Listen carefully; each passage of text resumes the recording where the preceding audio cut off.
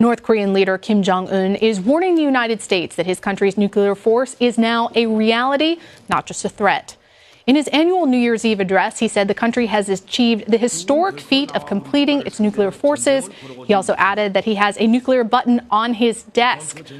For more on this, let's turn to Matthew Kroenig. He's a professor at Georgetown University and senior fellow at the Atlantic Council.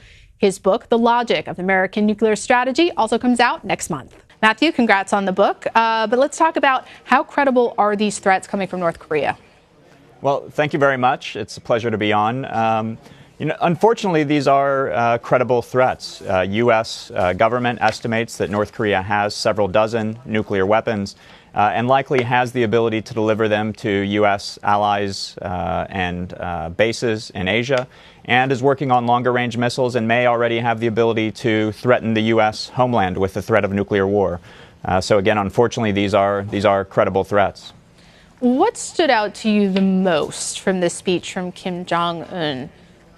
Well, this is an annual tradition, North Korean leaders giving a New Year's Eve speech. What stood out most to me was Kim Jong Un actually offering a fig leaf, offering to allow sending a North Korean delegation to the Winter Olympics in South Korea. And that's notable because this is something the Moon administration in South Korea has been asking for some time. North Korea was refusing to do that, and now they're open to it. And what I take from that is that the sanctions pressure is starting to work, that North Korea and Kim Jong Un are looking for a way out of this growing international pressure.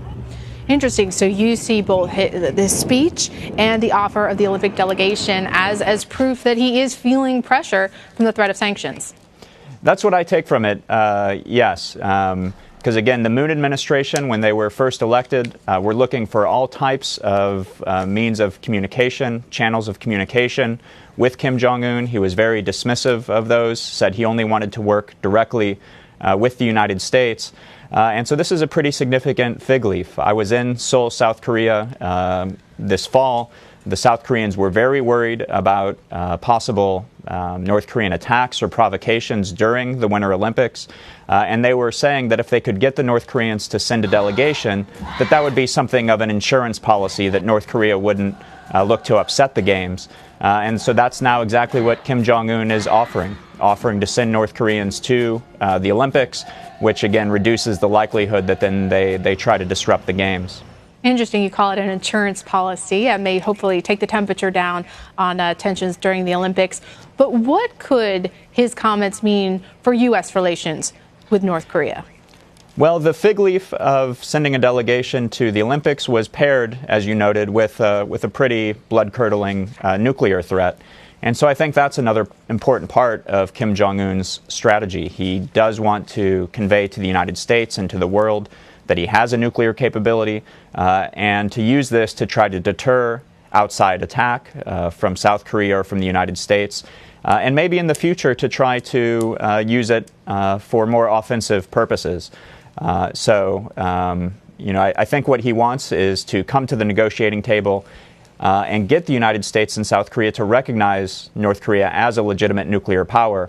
And so, he's kind of doing a dual-track approach with us, the carrots of the Olympic offering, but also the stick and the threat of nuclear retaliation. And fair to say that even though the president has been tweeting about Pakistan and Iran today, that North Korea will continue to be an enormous foreign policy challenge for the president going into this new year. Yes, that's right. The United States faces many challenges around the world, but the Trump administration, H.R. McMaster, National Security Advisor in particular, have consistently argued that the North Korea nuclear challenge is the #1 foreign policy priority of the United States. And unfortunately, I think that's going to continue to be a major challenge into 2018. Well, Matthew Kroenig, thank you so much for joining us today to break this all down. My pleasure. Thank you.